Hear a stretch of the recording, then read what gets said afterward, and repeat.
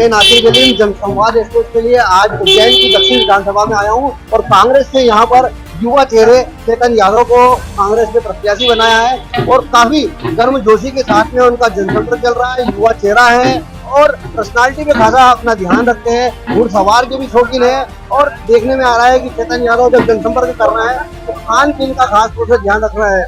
मेरे साथ में चेतन यादव है, आप देख सकते हैं कि इनका जनसंपर्क लोगों का आशीर्वाद अभी वो ले रहे हैं क्योंकि कांग्रेस ने लंबे समय के बाद में एक साफ चेहरे को यहाँ पर अवसर दिया है। अक्सर कांग्रेस के बागी ही यहाँ पर कांग्रेस को हराते आए और मेरे साथ में चेतन यादव मौजूद है। चेतन जी, एक नए चेहरे के रूप में, क्योंकि काफी लंबे समय पहले आपने पार्षद का चुनाव लड़ा था और उज्जैन को एक अच्छा विकास का आपने अवसर दिया था, अब आप विधानसभा के मैदान में कितना संघर्ष है और कितनी कॉम्पिटिशन में इसको मानते हैं?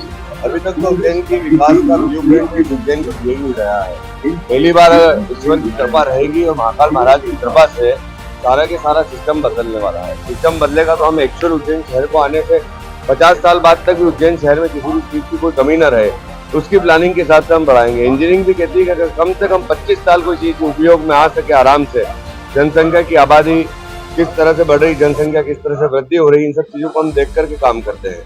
अभी हम देखते हैं उज्जैन शहर में सड़कें बनाई गई तो छोटी, अभी आप देखिए पूरा आपने शिवरात्रि देखा है, नाग पंचमी देखा है, महाकाल लोक का स्पेसिफिकेशन क्या है, किस पैमाने के ऊपर उसको बनाया गया है और एक ही बार में वो फेल हो गया। इतना प्रेशर था क्राउड का कि ऐसा लग रहा था कोई हादसा ना हो जाए। वो तो महाकाल की कृपा रही कि इन लोगों की गलती को उन्होंने बचा लिया। तो मैं चाहता हूं कि उज्जैन शहर के अंदर आधारभूत जो स्ट्रक्चर होना चाहिए, संरचना होनी चाहिए, उसका एक मास्टर ब्लूप्रिंट आना चाहिए जिसमें हर चीज की जगह होनी चाहिए।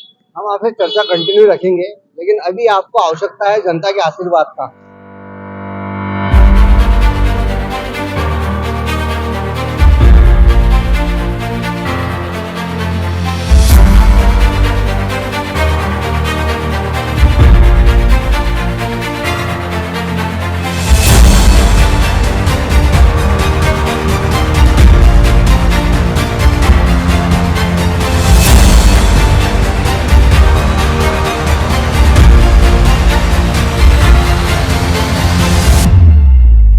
चेतन जी, इस सीट को हम ऐसा अगर एनालिसिस करें पिछले 2 चुनाव के, तो कहीं ना कहीं कांग्रेस के बागियों के कारण ये सीट कांग्रेस हारती हुई, लेकिन इस बार कहीं ना कहीं साफ विजन आपके सामने है।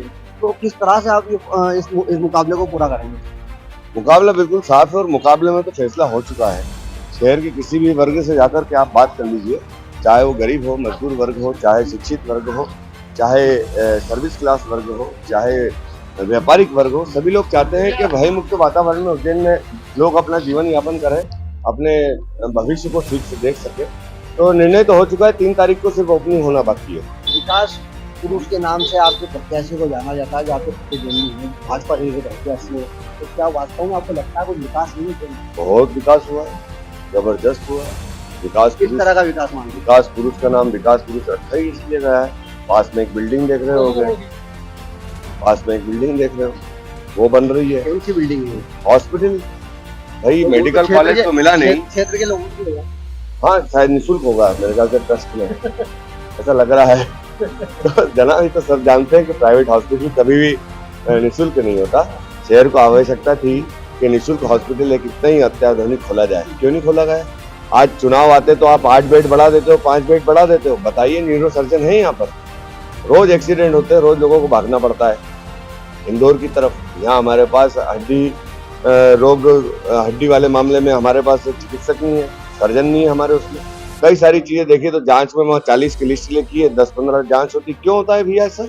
आप इस शहर के अंदर ईश्वर ने इतना बड़ा मौका दिया था आपको, 2 मर्तबा के आप विधायक रहे, डॉक्टर आप नाम लिखते हैं अपने आगे, PhD की हुई है आपने, साथ ही आपको मंत्री बनने का मौका मिला।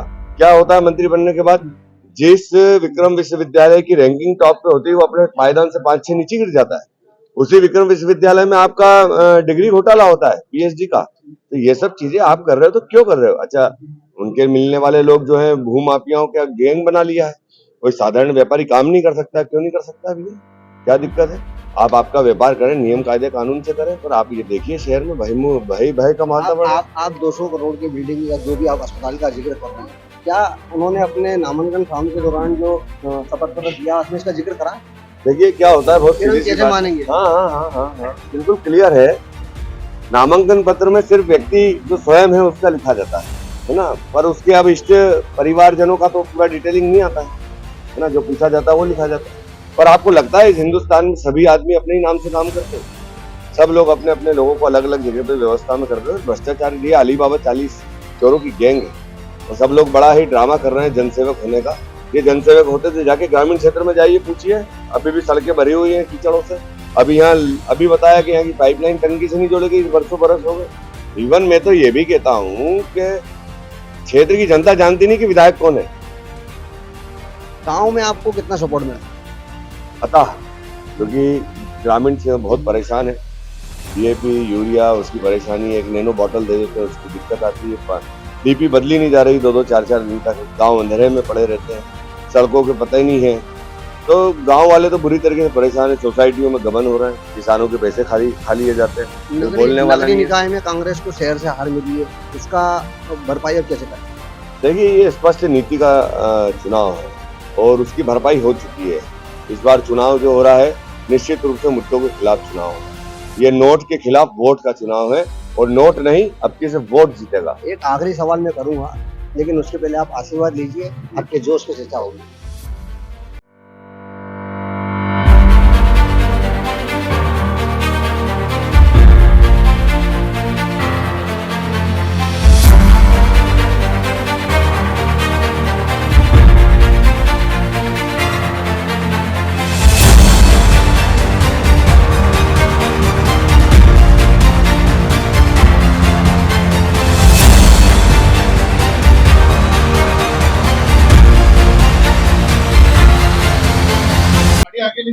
उज्जैन की दक्षिण विधानसभा से कांग्रेस प्रत्याशी चेतन यादव जनसंपर्क में अपने फिटनेस का खासतौर से ध्यान रख रहे हैं।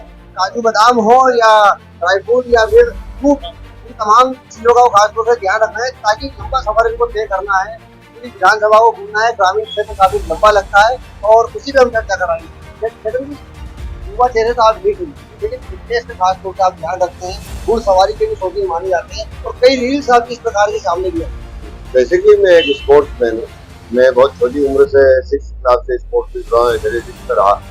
लंबे समय तक मैंने जिम्नास्टिक्स की और 2 इवेंट्स में मैंने एथलेटिक्स किया, फिर उसके बाद मैंने रेस्क्यू की। तो स्वास्थ्य में ऐसे समय पर जब आपको ज्यादा वर्क करना पड़ता है तो कुछ ऐसी चीजें लेते रहना चाहिए जिससे डिहाइड्रेशन ना हो, थकान महसूस ना हो। तो फ्रूट सबसे अच्छा जरिया है उसका।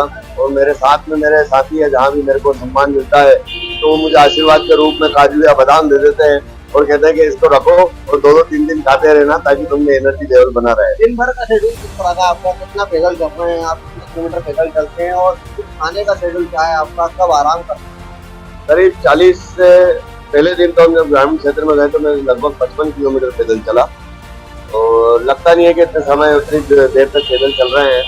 लोग इतना समर्थन दे रहे हैं और इतना ज्यादा उन लोगों के अंदर आक्रोश है परिवर्तन के लिए। वो चाहते हैं कि परिवर्तन आना ही चाहिए, हर चीज से परेशान होकर वो इतना समर्थन दे रहे हैं कि थकान महसूस नहीं होती। घुड़ सवारी का एक वीडियो आपका सामने आया। हाँ, घुड़ सवारी मेरा पैशन है और इस पैशन में मैं हमेशा उसके आसपास बने रहता हूँ। जब गांव में गया तो उनको पता था कि मैं घुड़ सवारी का शौक है। तो मंगरौला गांव की ये बात है, वहां पर मेरे सारे दोस्तों ने मिलकर के, जो मेरे भाई लोग थे, मेरे आशीर्वाद दाताओं ने पहले से ही घोड़ा बुलवा के रखा था। बोले कि आप हमारे गांव में इस अश्व पे सवार होकर निकले, क्योंकि वो राजपूतों का गांव है और अश्व जो है साहस और शौर्य का प्रतीक है। तो उन्होंने वो कहा कि इसकी सवारी करके ये बताइए कि हम पूरे जोश और खरोश के साथ नया परिवर्तन ला रहे हैं।